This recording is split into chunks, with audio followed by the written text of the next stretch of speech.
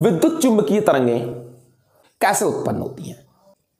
ना तो स्थिर आवेश और ना ही गतिमान आवेश विद्युत चुंबकीय तरंगें उत्पन्न कर सकते हैं। स्थिर आवेश विद्युत चुंबकीय तरंग नहीं उत्पन्न कर सकता, केवल इलेक्ट्रिक फील्ड जनरेट कर सकता है। गतिमान आवेश चुंबकीय क्षेत्र भी उत्पन्न कर सकते हैं और वैद्युत क्षेत्र भी उत्पन्न कर सकते हैं।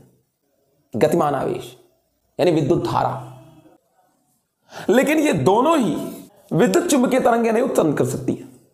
क्यों? क्योंकि विद्युत चुंबकीय जो तरंगें होती हैं वो समय के साथ परिवर्तित होती हैं। विद्युत चुंबकीय क्षेत्र तरंगों में विद्युत और चुंबकीय क्षेत्र समय के साथ परिवर्तित होता रहता है।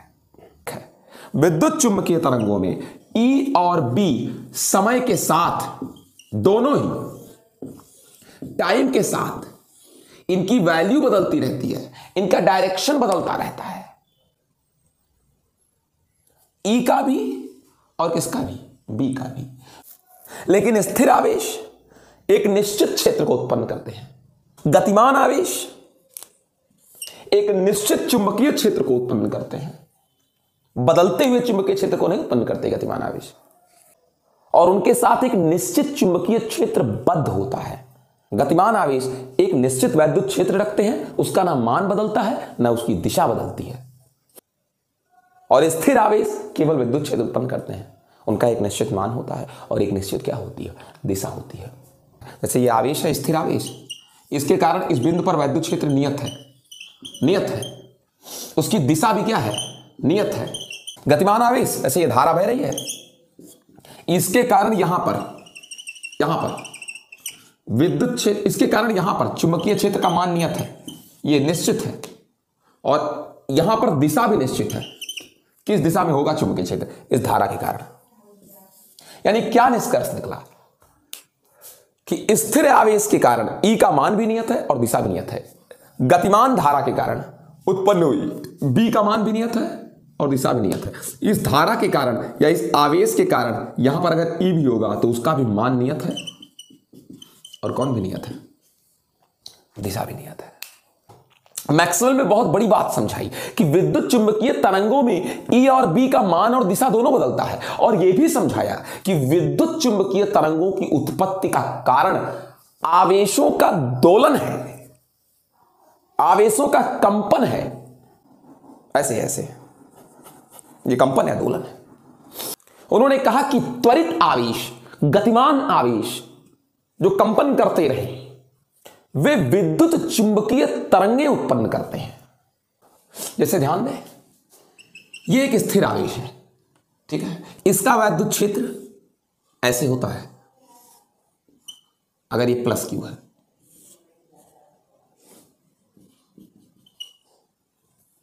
ये वैद्युत क्षेत्र है, इसका वैद्युत क्षेत्र सीधी रेखा में बिल्कुल। लेकिन अगर आवेशित कण दोलन करने लगे, ये आवेशित कण है ये, और यहां से इतनी दूरी पर कोई बिंदु है, इसके कारण यहां पर वैद्युत क्षेत्र की दिशा इधर होगी अगर ये दूरी कितनी है, r है। लेकिन अगर ये आवेशित कण दोलन करे तो अपनी साम्य अवस्था के ऊपर जाएगा, फिर आएगा, फिर नीचे, फिर ऊपर, ऐसे करेगा ना। तो अगर ये ऊपर चला गया यहां, तो क्या इसकी दूरी उतनी ही रह गई जितनी ये है, दूरी बदल गई, तो क्या यहां वैद्युत क्षेत्र का मान नहीं बदल जाएगा, बदलेगा ना। अब यहां वैद्युत क्षेत्र का मान बदल जाएगा क्योंकि दूरी बदल गई, और आपको पता है कि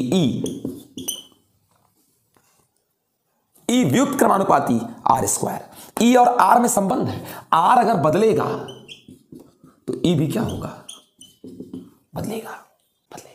अगर ये आवेश अगले स्थान पर जाए, फिर यहां से दूरी इसकी, तो फिर यहां पर E का मान क्या हो जाएगा, बदल जाएगा। फिर कण ऊपर जाए, अभी ऊपर ही जा रहा है, दोलन कर रहा है ना, ऊपर जाएगा, फिर नीचे आए, फिर यहां से इसकी दूरी बदल गई r², फिर यहां पर E का मान बदल गया, फिर यहां से दूरी r², फिर यहां से दूरी बदल गई, तो फिर जैसे r बदला तो कौन भी बदलेगा, E भी बदलेगा। एक बिंदु पर वैद्युत क्षेत्र परिवर्तित हो रहा है, तो क्या समझ में आया कि एक आवेश ऊपर गया, फिर ये नीचे आने लगेगा, तो फिर यहां से इस बिंदु की दूरी क्या होने लगेगी। अभी जब ऊपर जा रहा था, बेटा ध्यान देना, बहुत जेन्युइन बात कर रहा हूं। जब कण ऊपर जा रहा है तो इस बिंदु से इसकी दूरी निरंतर क्या होती जा रही है, बदलती जा रही है। जब कण ऊपर जा रहा है तो इस बिंदु की दूरी से निरंतर बदलती जा रही है। और जब r क्या होता जा रहा है, बढ़ता जा रहा है, तो e क्या होता जा रहा है, घटता जा रहा है। और फिर जब ये कण कहां आएगा, नीचे आने लगेगा, तो फिर जैसे नीचे आएगा यहां से इसकी दूरी क्या होती जाएगी, घटती जाएगी। फिर नीचे आने पर फिर दूरी क्या होगी, घटेगी। और अगर दूरी घटेगी तो e क्या होगा, बढ़ेगा। फिर देखिए से, तो इस तरीके से क्या हो रहा है, इस बिंदु पर आवेश के दोलन के कारण, क्योंकि आवेश ऊपर गया फिर आवेश नीचे, यही प्रक्रिया नीचे भी होगी। तो इस बिंदु पर इस आवेश के जैसे जैसे ऊपर हो रहा है, गया तो दूरी बढ़ी तो ई घटा, फिर नीचे आएगा, फिर ये दूरियां घटेंगी, तो फिर ई का मान क्या होगा, बढ़ेगा। फिर जब ये नीचे जाना शुरू करेगा तो फिर दूरी क्या होती जाएगी, बढ़ती जाएगी। तो यहां पर ई क्या होता जाएगा, घटता जाएगा। फिर ये कण जब ऊपर आएगा तो फिर दूरी क्या होगी, फिर ये जब कण ऊपर आएगा फिर दूरी घटेगी, फिर ई क्या होगा, बढ़ेगा। तो क्या देखा आपने कि इस बिंदु पर निरंतर ई के मान में क्या हो रहा है, परिवर्तन हो रहा है समय के साथ। और ई के मान में जो परिवर्तन हो रहा है वो दोनों पर डिपेंड कर रहा है असल में, एक तो समय पर भी और एक किस पर भी, विस्थापन पर भी। ये कण ऊपर जा रहा है फिर नीचे, तो इसकी विस्थापन भी तो साम्यावस्था, एक बार यहां था फिर यहां गया, फिर यहां गया, फिर यहां गया, फिर घटने लगा। कण एक बार इस तरह से देख लीजिए, यहां से दूरी इसकी बदलती जा रही है, इस बिंदु से इसकी दूरी बदलती जा रही है आवेशित कण की, तो दूरी भी बदल रही है। ये यहां से आर दूरी थी, फिर आर डैश, फिर R double dash, R triple dash, R चौपल डैश, और समय के साथ ऐसा हो रहा है। तो ई का मान टी और एक्स दोनों के साथ क्या हो रहा है, बदल रहा है। देखा ना आपने कंपन की स्थिति में क्या हुआ। तो इस दोलन करते हुए आवेशित कण, दोलन करता हुआ आवेशित कण, ऊपर जाना आना, फिर ऊपर जाना आना, फिर नीचे आना, फिर ऊपर जाना। तो क्या देखा आपने कि जैसे जैसे आवेशित कण की स्थिति बदलती है, इस बिंदु से दूरी बदलती जाती है, और दूरी बदलने से यहां पर वैद्युत क्षेत्र ई का मान भी बदलता है। दूरी बढ़ेगी तो क्षेत्र घटेगा, दूरी घटेगी तो क्षेत्र क्या होगा, बढ़ेगा। इस प्रकार से इस बिंदु पर एक परिवर्ती वैद्युत क्षेत्र है। आपने मैक्सवेल की परिकल्पना के अनुसार यह चीज सिद्ध किया है, क्या कि परिवर्ती वैद्युत क्षेत्र चुंबकीय क्षेत्र क्या करता है, उत्पन्न करता है। आपने देखा है इसके अंदर, संधारित्र के अंदर एक ऐसे बना के मैंने दिखाया था, यहां पर जो चुंबकीय क्षेत्र था, मैंने यम लिया था, वहां पर वो परिवर्ती विद्युत क्षेत्र के कारण था। और परिवर्ती वैद्युत क्षेत्र, परिवर्ती क्या उत्पन्न करता है, चुंबकीय क्षेत्र उत्पन्न करता है। क्या देखा आपने कि दोलित्र बदलता हुआ वैद्युत क्षेत्र चुंबकीय क्षेत्र उत्पन्न करता है, बदलता हुआ चुंबकीय क्षेत्र वैद्युत क्षेत्र उत्पन्न करता है। यानी दोनों एक दूसरे को संपोषित करते हैं, एक दूसरे को निर्माण करते हैं। दोनों वैद्युत चुंबकीय, चुंबकीय वैद्युत को दोलित्र रूप में, दोलित्र वैद्युत दोलित्र चुंबकीय को उत्पन्न करता है, और दोलित्र चुंबकीय दोलित्र वैद्युत को उत्पन्न करता है। और इस तरीके से तरंग गमन करती है, एक स्थान से कहां, दूसरे स्थान की ओर गमन करता है। तो जैसे इन्होंने कितना चक्र कंप्लीट किया है, इस फिगर में क्या चक्र कंप्लीट किया है, एक चक्र। तो जो तरंग उत्पन्न होगा उस तरंग की भी आवृत्ति कितना होगा, एक ही होगा। आवृत्ति किसे कहते हैं, एक सेकंड में कंपनों की संख्या, चक्करों की संख्या, दोलनों की संख्या, कणों की संख्या, परमाणुओं की संख्या, ठीक है ना, ये धड़कनों की संख्या एक सेकंड में। तो अगर ये कण, दोलन करने वाला कण अगर एक सेकंड में 10 कंपन करता है, एक सेकंड में ऐसे ऐसे कितनी बार कर ले, 10 बार कर ले, ऐसे ऐसे एक सेकंड में, यानी इसकी आवृत्ति अगर 10 हो तो जो तरंग उत्पन्न होगा उस तरंग की आवृत्ति भी कितनी ही होगी, 10 होगी। यानी हम कह सकते हैं कि अगर विद्युत चुंबकीय तरंगों के स्रोत का कारण दोलन करता हुआ आवेश है, तो आवेश जितनी बार दोलन करेगा, यानी आवेश के दोलन की जो आवृत्ति होगी वही विद्युत चुंबकीय तरंगों की भी क्या होगी, आवृत्ति होगी। गमनकारी जो तरंग उत्पन्न हुई, उस तरंग की जो ऊर्जा होगी वो उसको उत्पन्न करने वाले गतिमान, त्वरित, दोलित, कंपित आवेश की ऊर्जा के बराबर होगा। बहुत कम उम्र में मैक्सवेल एक्सपायर कर गए, 43-44 साल की उम्र में, शायद 53 साल की उम्र में। लेकिन उन्होंने जो विज्ञान जगत को दिया है इतने कम उम्र में, कुछ चीजों को, उनके कुछ आविष्कारों को उनके लोगों ने स्वीकार नहीं किया, लेकिन फिर भी उन्होंने दुनिया बदल दी। प्रकाश एक विद्युत चुंबकीय क्या है? तरंग है। और हमने यह भी कह दिया कि त्वरित आवेश से ही विद्युत चुंबकीय तरंग उत्पन्न होती है। तो इसका मतलब हम प्रकाश को अगर उत्पन्न करा लें, कैसे? आवेश को त्वरित करके। तो सर कितना त्वरित करें आवेश को कि प्रकाश उत्पन्न हो जाए? अगर प्रकाश विद्युत चुंबकीय तरंग है तो हां, तो करा लो। चलिए करके देखते हैं इस चीज को। बशर्ते हमको आवेश को उतनी ही आवृत्ति से दोलन कराना होगा। कितनी आवृत्ति से? उतनी ही आवृत्ति से प्रकाश को दोलन कराना होगा जितनी आवृत्ति प्रकाश की हो। जैसे हम आपको कहें कि पीले प्रकाश जो है, अगर पीले प्रकाश की बात कर लें तो बेटा पीले प्रकाश की जो आवृत्ति होती है वो 6 × 10 की घातें कितने हर्ट्ज होती है? 14 हर्ट्ज होती है। अगर इतनी आवृत्ति से दोलन कराया जाए, किसको बेटा? आवेश को, तो पीला प्रकाश उत्पन्न हो जाना चाहिए।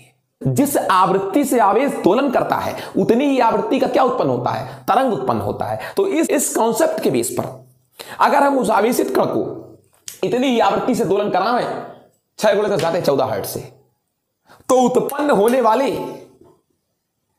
विद्युत चुंबकीय तरंग की आवृत्ति भी इतनी होगी। तो ये सत्य है, मिलेगा, 100% मिलेगा।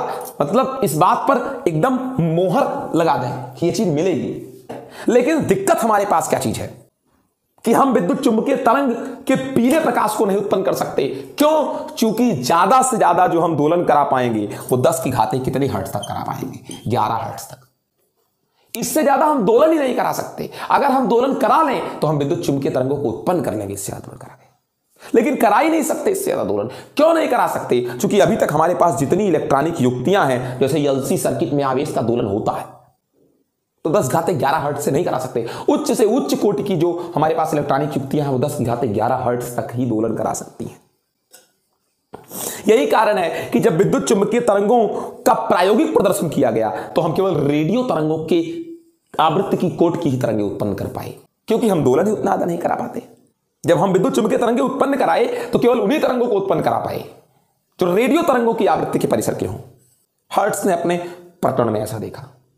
लेकिन कुछ समय बाद ही मैक्सवेल के सपने को हर्ट्ज साकार करते नजर आए और विज्ञान जगत में उन्होंने एक चमत्कार जैसा एक आमूलचूल परिवर्तन से चीज कर दी।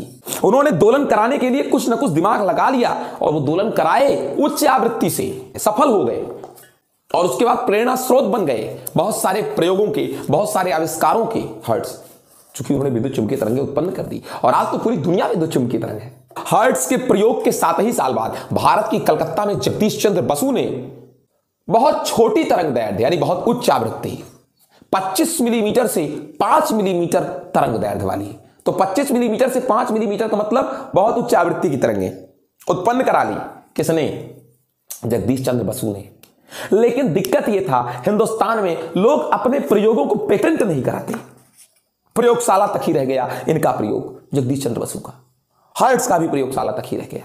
लेकिन उसी समय इटली में एक लोग थे, कौन? गुग्लियो मार्कोनी ने। उन्होंने हर्ट्ज के कार्य को और आगे बढ़ाया और उन्होंने विद्युत चुंबकीय तरंगों को बहुत दूर तक भेजने में सफलता प्राप्त कर ली, लंबी तरंग दैर्ध्य, और उसका उपयोग संचार के क्षेत्रों में। तभी तो रेडियो टेलीविजन सब देख पाते हैं, कहां कोई बोलता है, कहां यहां हम सुनते हैं। और इस तरीके से संचार में विद्युत चुंबकीय तरंगों का प्रयोग किया जाने लगा। अगर आपको ये वीडियो वास्तव में पसंद आया तो सबको इसको दिखाओ। वो जो 2 बातें बताना भूल गया, जानते हो क्या? अब ये सोचो, जैसे मैं हूं, मैं एक कण हूं, मैं स्थिर हूं, तो मेरा क्षेत्र ऐसा होगा, स्थिर होगा, सीधी सीधी लाइन। अगर मैं यहीं केचुए की तरीके ऐसे ऐसे करने लगूं, केचुए की तरीके ऐसे ऐसे, मतलब ये कण अगर अपने स्थान से कहां जाने लगे, ऊपर नीचे ऐसे ऐसे होने लगे, तो जानते हो जो विद्युत चुंबकीय तरंगें उत्पन्न होंगी वो कैसी होंगी? ऐसी होंगी।